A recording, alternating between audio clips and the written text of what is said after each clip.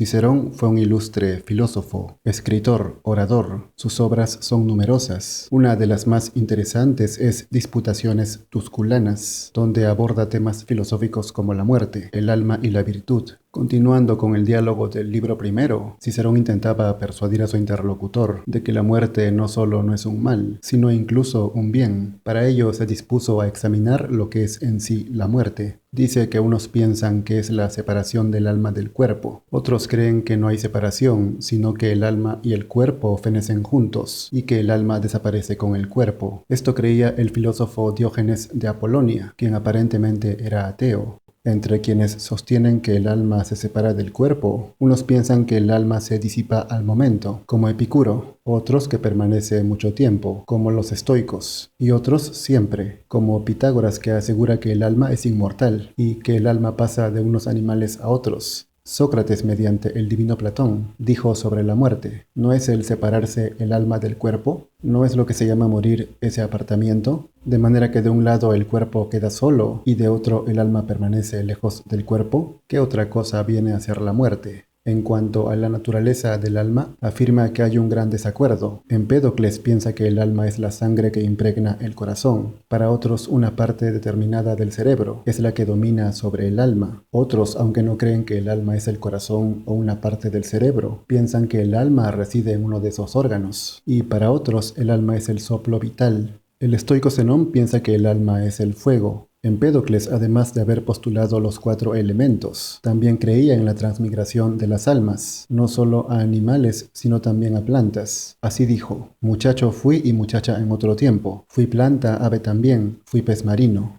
Luego dice que las opiniones mencionadas, que el alma es el corazón, cerebro, soplo vital, fuego, son las más comunes, pero también hay otras como las de Aristóxeno, quien sostenía que el alma era una especie de tensión del cuerpo mismo, como cuando en el canto o el sonido de los instrumentos se da la armonía. Eso era el alma. De modo que según la conformación del cuerpo, se producían vibraciones semejantes a los sonidos en el canto. Aristóxeno fue discípulo del pitagórico Genófilo. También asistió a la escuela de Aristóteles. Genócrates negó que el alma tuviera forma y la identificó con el número. Fue importante discípulo de Platón. Precisamente Aristóxeno dijo algo cuyo sentido exacto había sido formulado y explicado mucho antes por Platón. Para Platón el alma se dividía en 3 partes: la razón, la cólera o ira y el deseo. La razón, situada en la cabeza, era la parte dominante. La cólera y el deseo tenían que obedecer a la razón. La cólera se situaba en el pecho y el deseo bajo el diafragma, en la parte inferior. Como se sabe, Platón explicó esta división mediante la alegoría del carro alado, en la cual un auriga, el conductor, tenía que controlar 2 caballos. El auriga representaba a la razón y los caballos eran la ira y el deseo. De aquí se desprende su sentencia: en el alma humana hay algo que es mejor y algo que es peor, y cuando lo que es mejor domina a lo peor, se dice que aquel es dueño de sí mismo, pero cuando lo mejor es superado y dominado por lo peor, se dice que aquel es esclavo de sí mismo. Es decir, si la ira o el deseo dominan a la razón, que es la parte mejor, uno es esclavo de sí mismo.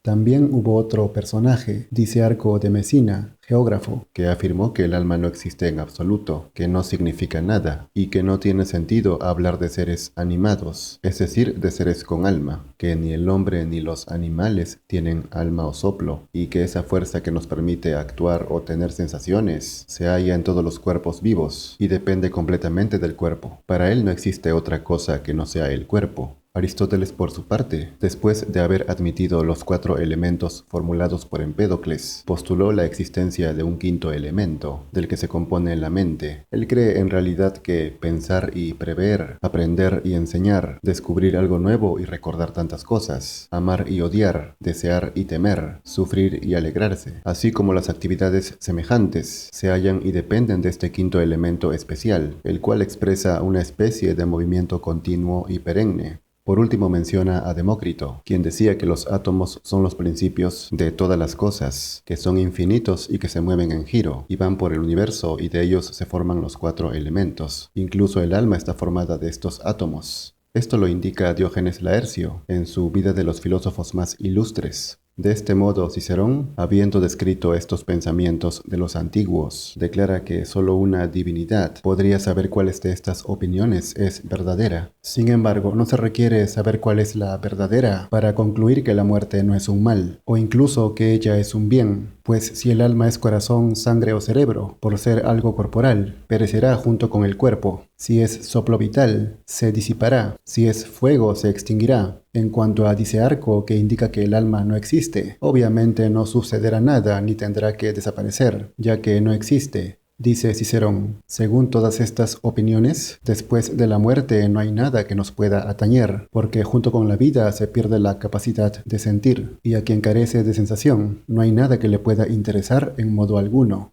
Así pues, el interlocutor, habiendo escuchado esta exposición, se mostró complacido, aunque no estaba plenamente convencido. Le contestó Cicerón, ¿qué necesidad tienes entonces de mi ayuda? ¿Es que yo puedo superar a Platón en elocuencias? Lee con atención su libro que trata de las almas. No tendrás necesidad de más. Se refiere sobre todo a Fedón. Y el interlocutor le jura que mientras lo lee se siente convencido, pero cuando se pone a pensar después, comienza a dudar. Le pide a Cicerón, muéstrame en primer lugar que las almas sobreviven después de la muerte, y luego en el caso de que no lo consigas, pues es arduo, me demostrarás que la muerte se halla exenta de todo mal. El tema ahora es la inmortalidad y la perduración en el tiempo. Recurre primero a la autoridad de los antiguos. Está el testimonio de toda la antigüedad, la cual precisamente por el hecho de que distaba menos de su origen y descendencia divina, se hallaba quizás en mejor posición para discernir la verdad.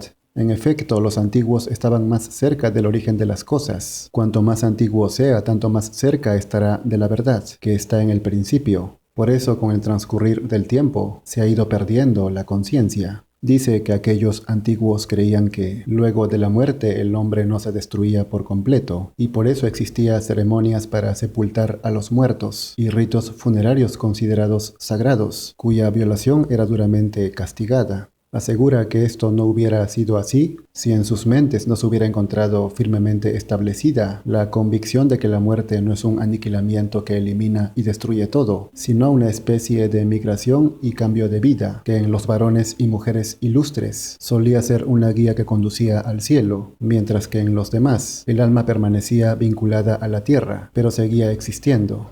Ciertamente la idea que se tenía de la muerte provenía principalmente de la naturaleza, de donde emanaba toda la sabiduría. Indica, la realidad es que esos hombres, que no poseían aún el conocimiento de la ciencia, que se empezó a estudiar muchos años más tarde, solamente se hallaban convencidos de cuanto habían aprendido de las sugerencias de la naturaleza, pero carecían aún de las explicaciones racionales de las cosas, y a menudo se dejaban impresionar por ciertas visiones, especialmente por las nocturnas, que les inducían a creer que quienes habían abandonado la vida seguían viviendo. La naturaleza era la única guía. También afirma, si me pongo a investigar los tiempos antiguos y a extraer de ellos lo que nos han transmitido los escritores griegos, se descubrirá que incluso aquellas divinidades que son consideradas más importantes han llegado al cielo después de haber partido de este nuestro mundo. En efecto, muchos simples mortales que vivieron en este mundo llegaron a ser dioses, semidioses o a lo sumo seres superiores.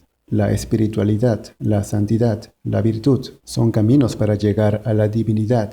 Aristóteles aseguró que los hombres pueden alcanzar la divinidad y alcanzar el rango de dioses mediante una sobreabundancia de virtudes. En cuanto a los dioses apunta, el argumento más sólido que puede aducirse para creer en su existencia es que no existe ningún pueblo tan salvaje, ni nadie que sea tan bárbaro, que no haya albergado en su mente una idea de la divinidad.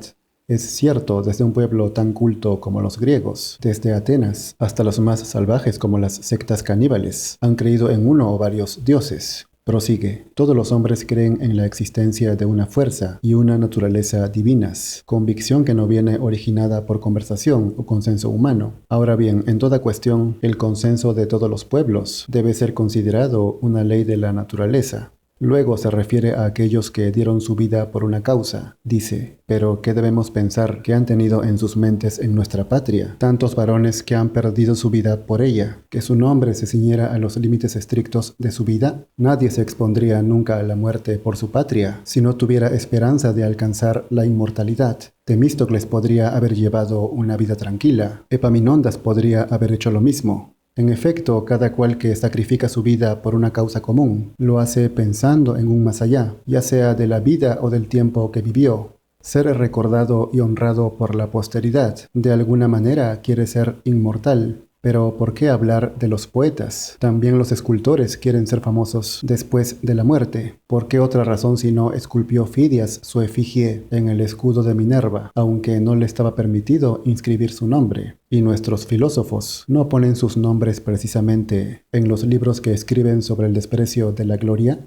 Estos personajes de alguna manera persiguen la gloria, la cual es una forma de inmortalizarse, de seguir viviendo en las generaciones posteriores, a pesar de haber muerto. Y así, dado que los individuos mejores son aquellos que prestan un gran servicio a la posteridad, es verosímil que exista algo de lo que ellos tendrían conciencia después de la muerte. Por último dice, ahora bien, del mismo modo que creemos por instinto que los dioses existen, mientras que conocemos su naturaleza mediante el razonamiento, así también el consenso universal nos lleva a creer que las almas siguen existiendo. La inmortalidad del alma fue argumentada y explicada sobre todo por Platón. Sin embargo, Ferécides de Ciro fue el primero que dijo que las almas de los hombres son eternas. Esta opinión la confirmó sobre todo su discípulo Pitágoras, quien dominó la famosa Magna Grecia, no solo con su enseñanza, sino también con su autoridad. Y muchos siglos después, el nombre de los pitagóricos gozó de un prestigio tal que daba la sensación de que no había existido otros sabios. En realidad, Ferécides fue el primer griego que habló del alma y de los dioses. Diógenes Laercio lo presenta como uno de los 7 sabios. También fue amigo de Tales, con quien además tuvo disputas. En fin, Ferécides transmitió esta doctrina a Pitágoras, y de Pitágoras lo aprendió su mayor exponente. Se cuenta que Platón llegó a Italia para conocer a los pitagóricos, y aprendió todos los principios pitagóricos, y que no solo fue el primero que se mostró de acuerdo con Pitágoras respecto de la eternidad de las almas, sino que ofreció también una explicación racional de la misma.